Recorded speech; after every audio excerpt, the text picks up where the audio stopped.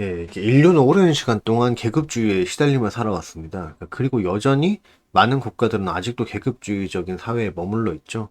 그러니까 혹자는 뭐 계급주의는 영원히 없어지지 않는 거라고 얘기를 하는데, 이게 좀, 그 우파라는 애들이 오히려 저런 말을 한다는 게 굉장히 문제죠.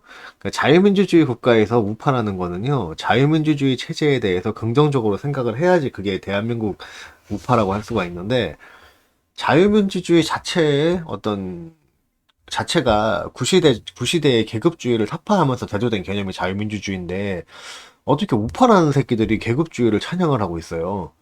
내가 그래가지고 유교에 찌들은 한국에는 우파가 없다고 말을 하는 거예요. 그냥 다 계급주의 빨갱이들밖에 없어요.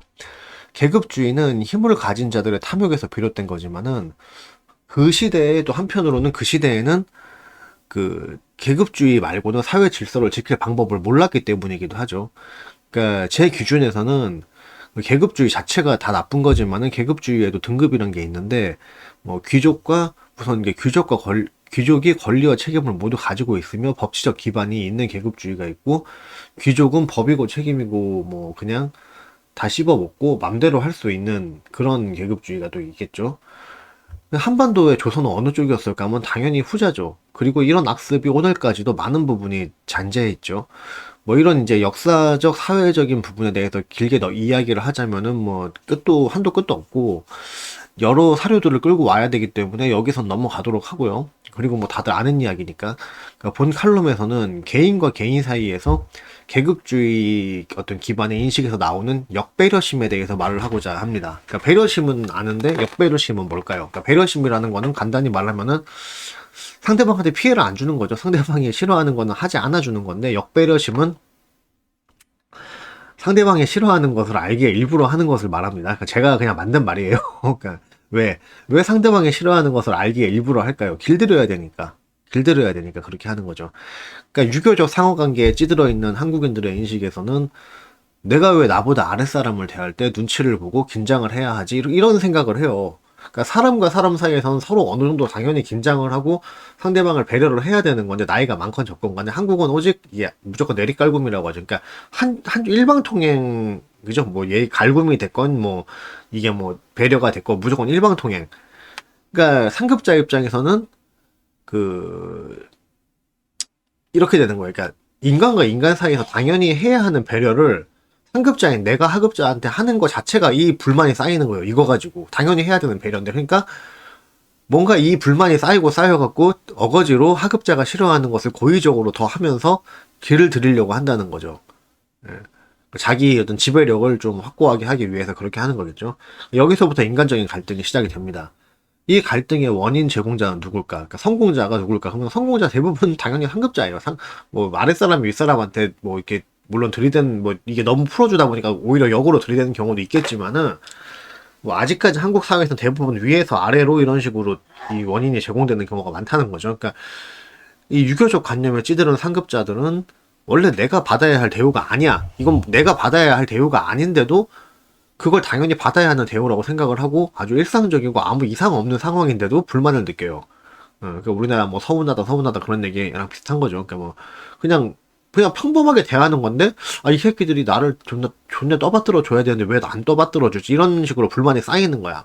그리고 시비를 걸 기회를 보게 되는 거죠. 그러니까 뭐 옛날에 뭐 한따까리 한답시고 주기적으로 뒤집어 엎었죠. 왜냐 길들이려고.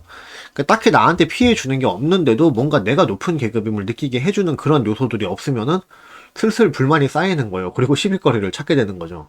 그러면서 또 자기 잘못은 전혀 생각을 못 합니다. 그러니까 조직에서의 상하 관계를 떠나서 인간 대 인간으로 지켜줘야 하는 당연한 배려들을 내가 조직에서 직급이 높으니까 인격적으로도 위다. 그러니까 내가 쟤들을 배려할 이유 따위는 없다. 이렇게 생각을 하게 되는 거예요.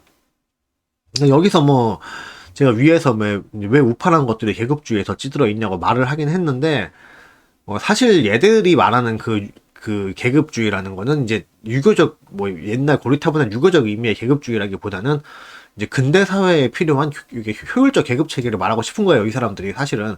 근데 그걸 내가 아는데 자기들도 개념이 잘 안 잡혀 있는 거야. 그리고 유교적인 한국인이다 보니까 유교적인 베이스가 깔려 있으니까 제대로 된 언어 표현을 못 하게 되고 제대로 된 생각을 못 하게 되는 거죠.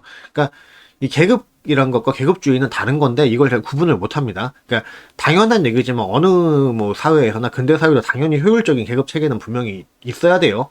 그거는 맞아요.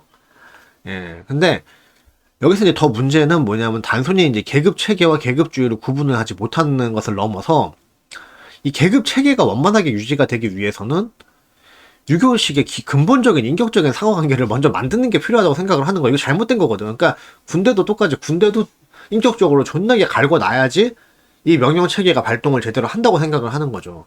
그러니까 얘네들이 뭐 무신경하고 배려심이 없어서 그런 것도 아닌 게 또 군대에서 보면은 후임병에 선임병에게 하지 말아야 할 금기 사항들은 뭐 빼곡하게 정립을 해뒀습니다. 심지어 옛날 군대 뭐 지금도 그런지 모르겠는데 이등병들은 병장한테 말도 못 걸었어요. 그러니까 이게 뭐 아무 이유 없이 뭐 김병장님 뭐 이거 뭐 무한도전 몇 회 보셨습니까? 뭐 이런 식으로 뭐 이렇게 뜬금없이 말을 거는 게 아니라 분명히 이 새끼한테밖에 확인을 못 하는 건데도 말을 못 거는 거야. 그러니까 이게 예를 들어 그런 거야. 그러니까 뭐 이 새끼가 이제 이 후임병들이 자기가 이제 뭐 모포나 침낭 널어놓은 거를 그 후임병 이게 자기 병장권대 우리나라 군대는 병장권대도 1, 2등병들이 그 새끼 거 뭐 세탁이랑 다 해줬었잖아 옛날에. 그러니까 뭐 그 새끼 침낭하고 이런 거 세탁하고 말린 다음에 이 새끼가 병장 새끼전 또 씨발 애들 갈구느라고 이름도 안 써놔요.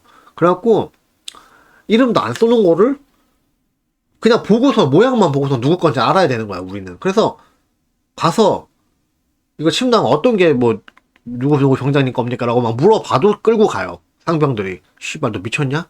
너니 씨발 왜 말을 아니 씨발 내가 세탁까지 다 해주고 니 새끼 거 세탁 다 해주고 니가 해야 되는 거 내가 해주고 다 말리 건조까지 해갖고 씨발 둘 중에 어느 게 니 건지 확인도 못 해주겠다는 거. 그게 대한민국 옛날 군대였거든. 미친 거지. 아니 이거는 계급 체계가 아니라 미친 또라이들의 집단이었던 거야. 이거는 너무 당연한 거라서 어떻게 비판도 안 돼. 뭐 강간을 왜 하면 나쁩니까? 이 정도 수준으로 씨발 너무 근본적인 잘못이라 가지고. 그러니까 우리나라가 이랬다고요. 그러니까 그러니까 이제 병장들에 대해서는 이렇게 극한의 막 도를 넘은 배려를 해주면서 반대로 후임병들한테는 인간적으로 굴종을 시키기 위해서 그 싫어하는 행동들을 미리 알고서는 고의적으로 그 싫어하는 행동들을 하면서 스트레스를 일부러 주는 거죠.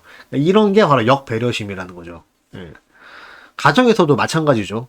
내가 내 자식 방문 팍팍 열고 막 부르는데 무슨 문제가 있나. 이렇게 생각을 하기 때문에 자녀하고 갈등이 생기는 거죠. 그러니까 옛날 가정은 그랬잖아요. 그러니까 진짜 별것도 아닌 이유로 거기 누구 없느냐 영철아 이리 와보거라 하면은 막 이게 집안에서 막 목소리가 쩌렁쩌렁 울리도록 아버지가 부르면은 예 하고 막 뛰어갔어야 돼. 얼마나 부당해요.